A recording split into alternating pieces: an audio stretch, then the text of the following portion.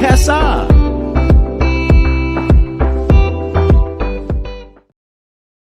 Well, welcome back to an electrifying episode of the Justice Plan TV and podcast show, where we explore the fascinating world of entertainment and creativity that makes your special day truly unforgettable. I'm your host, as always, Nathan Cassar, and today we have a very special guest who's guaranteed to leave you questioning everything you know about reality. Joining us is Xavier Crow, an international magician, mentalist, and speaker known for his mind-bending fusion of magic, psychology, and illusion. Now, for the past 18 years, Xavier has been mesmerizing audiences across Europe, Australia, and New Zealand with his mastery of sleight of hand, mind reading, and psychological manipulation. Whether performing at private events or grand stages, Xavier blurs the lines between reality and deception, creating experiences that are as immersive as they are seemingly impossible. His performances are a masterclass in misdirection, charisma, and showmanship, leaving spectators in awe and disbelief. But don't just make my word for it. Xavier has a story that proves just how deep his mastery magic goes. Imagine being at a private event in Paris where a billionaire guest challenges him to guess the serial number on a 50-euro bill. The result? Well, it's a story that still has this billionaire convinced Xavier hacked his bank account. Spoiler alert, it wasn't magic. It was simply psychology, misdirection, and a lot of planning. Now, today we'll dive deep into the psychology behind illusion, Xavier's experiences performing worldwide, the science of mind reading, and even some of the wildest audience reactions he's encountered. If you've ever wondered what happens behind the scenes of a magic trick or how to influence perception, you're in for a treat. And if you're looking for something that is going to absolutely spice up your special day, this is the episode not to skip. Xavier, welcome to the show. How are you doing, brother? I'm great. Thank you for that amazing introduction. Oh, you're very kind. You know me. I love a power duo on stage where myself. I can set the scene for you, get the audience riled up for you, and then you just absolutely knock them dead with all of your fantastic illusions and sleight of hand mastery. It's such a unique skill. The one thing that I'm really curious to know before we jump right into some other fascinating stuff. It's just why do you do this? Like, what makes you get up every day and want to trick everybody around you? Why do I do it? That's a really interesting question. Most people don't ask me why I do magic. They ask me how I do magic. So that's kind of fun. Since I was a kid, I absolutely loved doing magic. So when I was really young, there was always an uncle doing a card trick or someone around doing something, vanishing something, a piece of paper or a coin from behind my ear. But as I grew older, I didn't just want to know how a trick was done. What I actually wanted to know was how I could do it. So it wasn't just like, tell me how you did it. It was more like, tell me how I can do it. I want to do what you just did because not only did I like it, I want to show it to other people. So my vision was very different from other kids just saying, how did you do that? I was like, teach me to do it. So, when I think about my life, I've tried to do many different things in my life, and I've always come back to the stage. I love performing. I love sharing my love of something with an audience, and I love the energy I receive from being able to give them such an amazing experience. So I love when you talk about this story because I know that we've spoken online when we first met a number of months back, and you told your story, and then I shared mine, and it's so funny how yours and I are so well aligned and almost similar in the sense we've had very similar circumstances. Seeing other people do this kind of mastery of stage performance, in my case, speaking, in your case, illusion and magic, and it's like, the end goal is, how do I then go? We both thought, how do we take that someone else can do and do it better and make everyone feel like happy and excited and everything from the result of it? I think that's just such a authentic way to come into what now, as you say, has been an 18-year career across international borders until right back here in Australia, where you are bringing your signature flavor to the wedding market, to the corporate market, and everything else in between. I absolutely love your origin story, and it's obviously everything you do when it comes to the psychology and illusion, blending it all together is truly mind-bending. Can you explain the psychology of this direction a little bit and how these techniques sort of shape the magic that we see in your performances? Yeah, so as a magician, I spent many years learning how to direct, influence, persuade, and manipulate perceptions of audiences. And later on in my experience, so after say 10 years of doing purely magic shows, I came across hypnosis, which was it was an angle for me to learn more about the art of talking effectively, right? So hypnosis is purely communication, and it's such effective communication that we can do change with it. Now, I learned hypnosis as hypnotherapy to start with because I was fascinated in the mind and what I could do to first change my own mind, my beliefs, my limiting beliefs, etc. But as I moved on, I realized I actually preferred performing. So I started performing on stage as a hypnotist. I had a lot more fun with that. And through that experience, I got into different fields of psychology like neurolinguistic programming, human behavioral psychology, things like that. I read all the books I could get my hands on.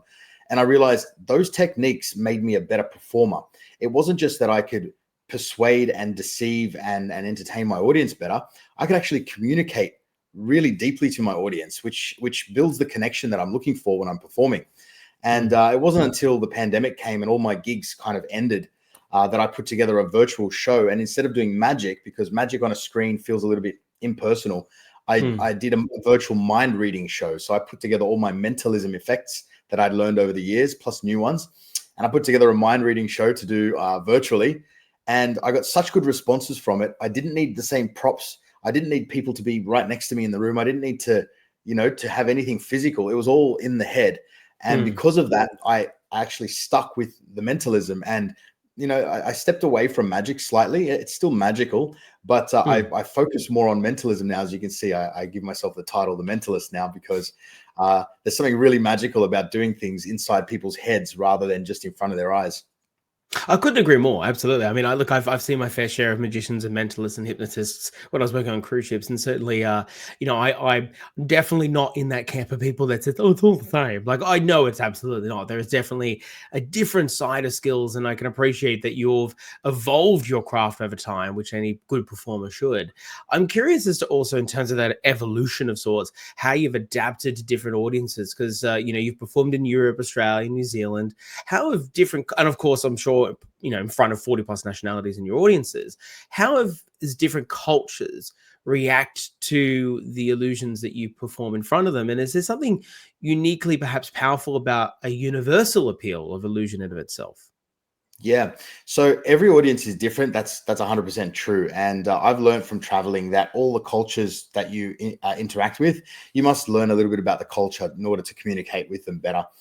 For example, in Japan, strong eye contact is considered intimidating and even aggressive from time to time, unless you're personal. Whereas in the West, in Australia, New Zealand, for example, strong eye contact shows confidence and authority. So if I go to a country where eye contact is considered offensive or aggressive, and I maintain eye contact feeling like I'm trying to show confidence, I'm going to alienate my audience. So it's always an idea for me to have a look at a brief history, learn a little bit about a culture before I go there. One thing that is universal, however, is everybody in the world loves to be entertained. There's not a country I've been to where they don't love to be entertained. It's all a matter of what kind of entertainment they prefer and how you deliver it. So living in Finland, I lived there for most of the pandemic, actually, for the whole of the pandemic. And Finnish people are very reserved in their expressions. So I might be on stage creating some incredibly unforgettable scenario, and usually I get a thunderous applause and I'll get dead silence. Now, it's not that they didn't like it, it's that they applaud on the inside, because after the show they'll come and they'll individually shake my hand. And the thought I always had in my head was, why didn't you tell me while you were seated in the crowd? I wanted to hear some feedback. So I had to learn that I trust my own abilities. If I trust what I'm delivering is highly valuable, it doesn't really matter how the audience responds. I know my level, I know my value, I know my skill set. And I think self-belief is the thing that I can take to every country. I know what I do is really good, and I know people are gonna love it. And I just have to trust that however they respond is the way they respond. Yeah, I mean, absolutely. Knowing your worth is 100% essential when you're a performer, particularly at the grade at which you're now currently performing. And we've been invited to all these different kinds of audiences and stages. Speaking of one specific stage for our people listening is obviously the wedding stage, in the sense that, for a wedding, there's sometimes you may be invited to do like a stage show, which would be, say, 20, 30-minute performance, whatever you negotiate. And then there'll be the alternative, which is the table illusions, where you'll roam around the entire night and perform in that way. dual question. One, do you consider your audience and the culture and everything else before the show takes place, just as you would for any other stage? And then two, what is it that, how does a wedding audience differ compared to all the other stages that you perform at? Yeah, there's a couple of good questions. So firstly, I'm always considering my audience. One thing I have to keep in the back of my mind is if it's not for my audience, I don't have a show. No matter how much I perform in front of a mirror, if I don't have an audience, I'm not an entertainer yet, you know? Mm. So my audience is more important than anything else. The things that I usually pay the most attention to is using language that is understandable. So in different countries, you know, I'm Australian and I know that I can shorten my sentences or I can use slang. But when I was in Europe, I was cutting out unnecessary words just to make sure that all my information was very clear and very concise. I actually became a better speaker because I was practicing removing filler words. You know, some people don't even realize I'm Australian when they hear me speak because my English is clear and concise. So that's a positive. So being clear and concise is definitely one of the first things.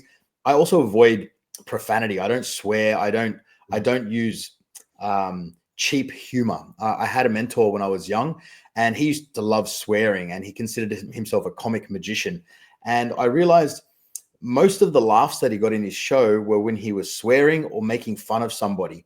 And there was something that was a little bit for me, it was a little bit off-putting. I didn't like it. I didn't want that to be me. So I cut out all of the banter that caused me to make fun of somebody. Rather, I just make fun of myself and let everyone laugh at me because that's more safe. And I took out all the swearing. So I never had to worry about, oh, who's in the audience? Did I say the wrong thing? You know, so the two things I focus on are clean material, funny without and no swearing.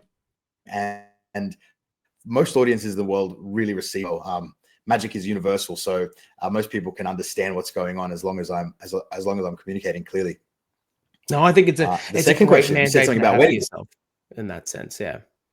Yeah, definitely. And the second question about weddings, I love performing at weddings. Corporate events are great, and there's always a mixed crowd. You know, it's a higher end function, so people are usually dressed quite well, and you know they're of a high caliber. And I also find the same thing at weddings. People are there to celebrate love, romance, and you know a lifelong union. And everyone's dressed really nice. People are looking good. They're feeling good. There's a few drinks going around. There's dancing. I think the idea of being at a wedding is always fun because they're already there to have a good time. In fact, they're some of the most receptive audiences at weddings, because I do find at weddings quite often there are very specific kinds of entertainment that people use as a template. It's always the same few things, and very often it's a band, a DJ, perhaps a singer, and of course there's always an MC. That's the most important part. Your job is to keep things moving. But very, very rarely do I see weddings that think outside the box and choose entertainment that's unusual. So I'll go to a lot of weddings where I'll be the entertainer, and I'll have a lot of responses of people saying, "Wow, I can't believe I haven't seen a mentalist or a magician at a wedding before." You know, so they do happen a lot, but surprisingly many weddings don't think about it. So I love doing them, and I'll do more. Because No, you know they're one of my favorite. it's great. I've seen you at work and we've worked together before and at a wedding. And you're so correct about the fact that it's such a beautifully receptive audience. Everyone's happy. They're dressed up well. They want to be entertained, which is, of course, as you said, some part of those universalities. But there's like a heightened sense of ready to, like, you know, hit me with your best shot kind of moment, that kind of attitude that people have. And it's magic, so to speak, to watch you like take advantage of that in the best way possible to really allow for this signature moment in these two people's lives shine. I must ask you the question though. You know, obviously, you know, I've seen you do your mind reading stuff in particular, and you classify it as one of your signature acts. How much of it is like science versus magic, so to speak? Yeah, there's a great balance of illusion and psychology. So what I like to tell people, especially when I'm doing mind reading, some people will shout from the crowd like, "You're a psychic," or like, you know, "How long have you had this? How long have you known you've had this ability?" And I always say to them, "Look, I'm not a psychic. I'm showing you things that may appear psychic. I'm giving you the illusion of mind reading." Now, some of the things that I do are very much science-based, psychology-based. I am looking for micro expressions on the face. I am reading body language. I am using language to and then pluck that thought from their mind as if they thought of it. So I Mm. might be feeding information to them and then telling them what it is, and they'll swear to you that they thought of it on their own. So the deception behind it is a magic trick, but Mm. it's so elegant and so finesse that it appears real. And so a lot of people have some people are even scared of mentalism because they're like, how did you get inside my head? But the secret behind it all is really understanding people, using my language perfectly as best as I can, and an element of trickery and illusion that goes behind it. So I let the audience decide what they think it is. No, absolutely, and that's definitely like part of the biggest part of the illusion. So it's truly fantastic to watch it in real time. And I've seen a lot of mentalists in my time when I particularly was working on cruise ships, and it's just whether good one, okay one, bad ones, there is still that level of wonder that people are hoping for to be able to try to figure out how he or she did it. And it's like, go and study how to do it. But it's amazing, and I love the illusion of it all. I love that there's this curtain of mystery that will always be held up between you and like what really goes behind the scenes. And speaking of sort of behind the scenes, I'm sure you've seen like you've got lots of wild stories and stages. You've been on so many of them. What are some of the craziest reactions you've received, minus the ones you experienced in Finland? And can you sort of share when a moment perhaps like when a trick didn't go quite as planned? Yeah, there's a couple of things. So one reaction that I really love and remember, that I was surrounded by a group of guys, and I did something. I actually made I made his ring vanish and appear attached to my car keys. I think you might have seen that when you saw me performing one Yeah, time. I did. And what I didn't expect was him and his two mates. They grabbed my shirt and started shaking me, but they weren't aggressive about it. They were just like, "How the did you do that?" And it was like, I was all on camera too, so it's all good. Like, that's great footage. But it's a reaction that went definitely over and above what I expected. Another one would have been where I had a guy be very confrontational in a performance, and I was doing roaming at the time. I wasn't actually on stage; I was in the audience, and he was trying to figure out how I did everything. He was like, "Oh, you did this, it went up your sleeve, it did this." And I don't mind if people do that. That's part of some people like to be the loud one, the center of attention. I can deal with that. Yeah. But what I want to do is make sure everyone in the audience has a good time, and I have to neutralize this. Otherwise, everyone misses out because of this person's, say, ego. So what I did was I gave him the pack of cards. I told him to take one out, sign it, and put it back in and mix it. I gave him the spotlight to do everything himself. And let's cut out a little bit of what happened next, because that might give away the secret. The card had vanished from the packet in his hands, and it had ended up folded inside his cigarette packet in his pocket. Oh, wow. Okay. Now this is something I created on the spot because he was really messing with me. So I'd pinched his cigarettes out of his pocket, and XYZ, the card ends up inside the cigarette packet. The packet's back inside his pocket, and of course nobody knew how it happened. And everyone went wild. Like, I had the audience with me, and I assumed that this guy was going to be with me because what a crazy cool trick that was. If I'd saw it, I would have been blown away. Yeah. And I don't know what kind of a person he was or why he was like this, but I think his ego didn't like it. I think he felt like he was being made a fool of, which is not my intention. Yeah. He picked up the knife from the table and said, "Tell me how you did it." Oh, and wow. I was like, "Dude, it's for your entertainment pleasure." Yeah. Of this was for you. I did that trick just for you, and nobody knows how it's done except me. So you should take a bow to your friends. It's all good. And his friends kind of like chilled him out a little bit, and I walked away, and I'm like, stay away from that guy. Yeah, wow. I mean, this was a corporate event as well. I was surprised that he had that sort of attitude. Gee. He must have had a bad day. Oh, wow. But but it does say something about, and what people don't realize, because if you're not in the entertainment space, like regardless of things that may appear obvious, such as why people would react like for instance, if something as visceral as like a trick being done on their behalf, and people thinking, oh, maybe I can understand where he come from. Even just something as benign as like, you know, in my world where people think that they just need to have the microphone. There's always something that they have to say, and Mm-hmm. you are right. Like I've experienced similar circumstances, but say 2% of my audience over the course of time I've been performing will, instead of like, you know, not realizing that my heckle back to them or whatever has been a way of just saying, hey, calm down here, but we're all in good nature and all good fun here, has actually been taken really wrong. It is wild to people to think that there is a level of quote unquote danger to the job we do because we're playing with ego in the sense, which is like people's biggest fire that people have as a personal sort of identity. And it's but you know, good on you for navigating that. And I think it's a real credit to you to show that a true performer like yourself has an improvisational ability and brilliance just to pull something out of a hat, so to speak, in a way that is both thematic to what you're trying to accomplish for the rest of the audience, but at the same time puts you completely on the side with the audience. And that's the biggest part. It's that when you have the audience on your hand, yeah, sorry, mate, you kind of lost there. You know, go home and think Indeed. about what you did. You know. Indeed. So the psychology and the hypnosis and the neurolinguistic programming, all of these language skills has helped me over the years. That circumstance doesn't happen. See, that happened quite some time ago. Yeah. It may be so, and if I want to be honest about my transition from, you know, an amateur to a professional, it may be so that I was creating some sort of arrogance around my performance. Maybe my presentation looked like, ha ha, I got you. Maybe it was me, Yeah. and I'm willing to see that. But now I don't actually have people respond like that. People know very quickly we're in this together. I don't have hecklers anymore. People don't try to ruin my show anymore. People don't get angry anymore.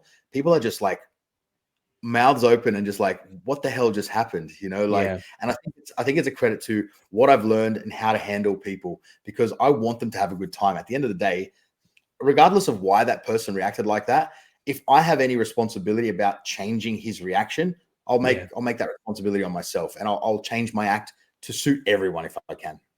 No, I can really appreciate that, and that's what screams professional experience and tenure in your sense. And I know a lot of couples who they'll ask me, for instance, I get the question all the time of like, you know, how do you handle hecklers and people who are maybe potentially causing drama or being drunk or so forth? And I say, well, look, I'm going to be honest with you, very similar to what you said. It's that there is a point now in my career where I know I just don't have that. That's not to say I'm arrogant, like unlike yourself. It's like we're not arrogant to think that it could never happen. But there is a point where we've reached a level of delivery where we're confident that we don't even invite that kind of, it's just the atmosphere we're creating is this like sort of, you know, love potion-esque sort of environment where, you know, there would be the 1 in 1 millionth percentage, whereas before maybe it was the 1 in 1,000th percentage because of our lack of experience. And so it's a credit to what you do, and also gives that safety blanket of opportunity for couples thinking, oh, you know, that may be fantastic, but what if the whole night devolves because someone got angry at the Magic, or I got their one cousin that just can't handle it, doesn't even like losing in Mario Kart, you know, how can he handle having the Magic about it? So no, it's a real credit to you. And I think it shows the power of really getting professional people taking care of their day. I've got one One more of the question. things, I've got to wrap it one of the up. things that I will do. Oh, sorry. One Oh, of the things sorry, that no, I will do. please go for it. One of the things that I will do. So, for example, I'll just set a scenario in a wedding. Yeah.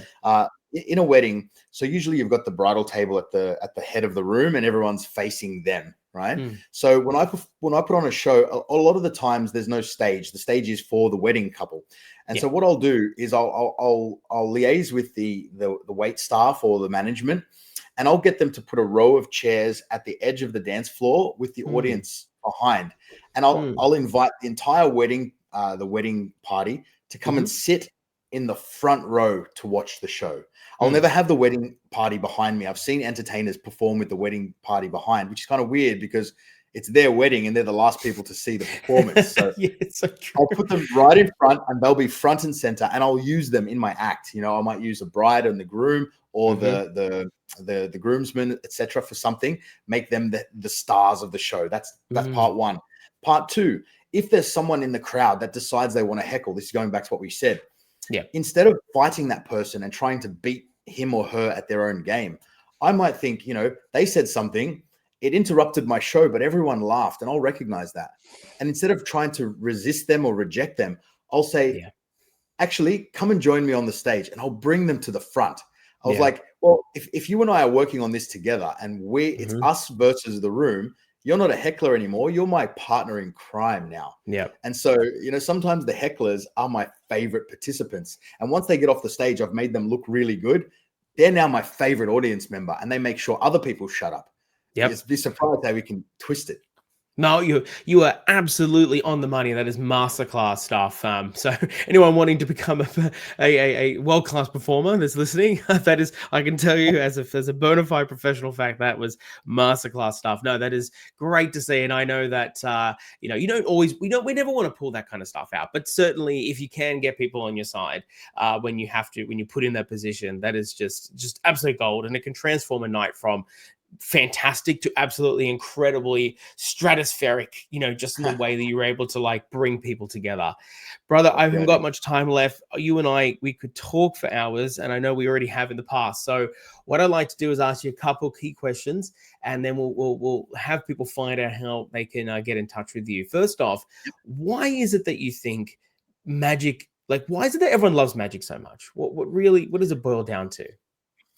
There's something about magic that allows people to step away from their reality. Sometimes reality can be mundane. We have work, we have family life, we have commitments, we have obligations, but there's something about entertainment and specifically magic that brings the wonder back. It takes us back to a time before all of those heaviness came to us as adults.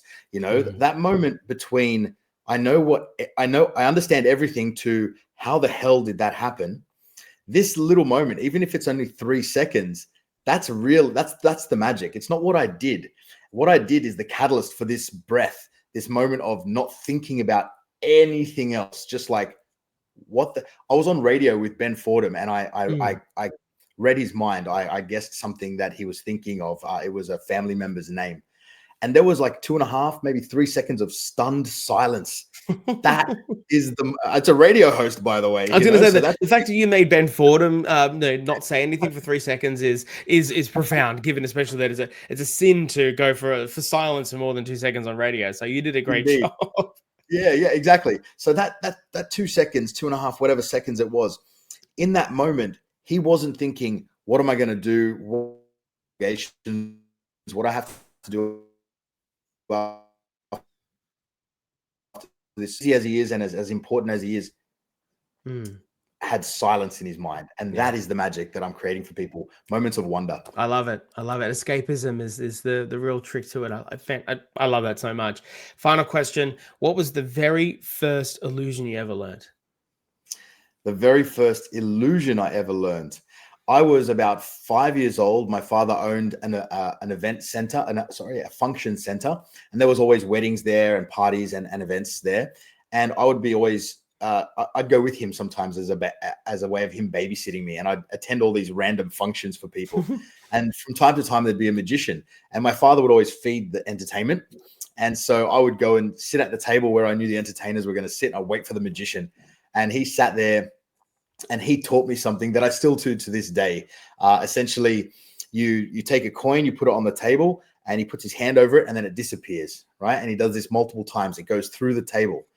And then he covers it with a cup, and he covers the cup with a handkerchief, and he lifts up the cup. You can still see the coin, and he puts the cup back down.